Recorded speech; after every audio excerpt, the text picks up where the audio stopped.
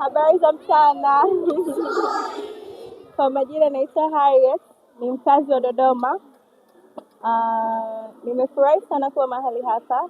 Niliona jana kwenye mtandao wa Instagram, Mr. Alphonse Mayunga alipost kuhusu hili jambo lake kuja kutembelea shule yetu ya Michese.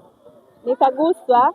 Mimi kama msichana nimeleta vitu vya kike, nimeleta sanitary pads, nimeleta toilet papers, nimeleta sabuni pamoja na vifaa vingine vya hygiene.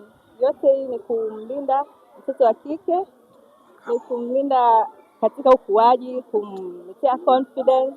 Jukumu kama hili linakuwa linaachiwa tu kwa viongozi peke yake. Ni sawa, wanafanya wajibu mzuri. Pia anani-inspire sana. Vile vile kuna speech ya juzi ameongea Mheshimiwa Makamu wa Rais Mr. Emmanuel Nchimbi. Vile vile ilikuwa ni speech ya mwanamke, kumuinua, kumwezesha. Nayo pia imenigusa na ndio maana leo niko mahali hapa. Shukuru sana kwa kweli wakuja kututembelea mahali hapa shule yetu ya msingi Michese. Natoa usia kwa Watanzania wengine jamani, ambao wana uwezo wa kuwasaidia wadogo zao, watoto wao, wajukuu na jamii nzima, ndugu zao wengine, wajitolee na waweze kutusaidia sehemu mbalimbali ambazo zina shida. Sio Michese tu, hata sehemu zingine ambazo zina shida. Na sio shida tu, sio shule ambazo zimejikamilisha zote. Shule zote zinakuwa na uhaba wa aina yake.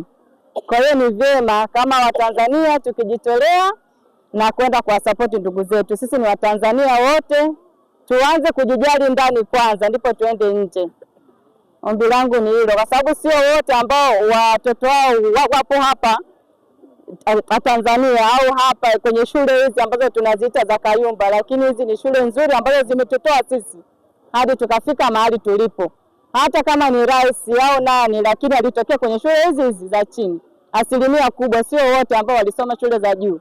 Wote tumetoka kwenye hizi shule za chini. Hivyo tunaomba tuzijali na tuziangalie kwa jicho la pili, kwa sababu zina uhaba mwingi wa mahitaji yao katika taaluma na afya kwa ujumla. Nashukuru sana.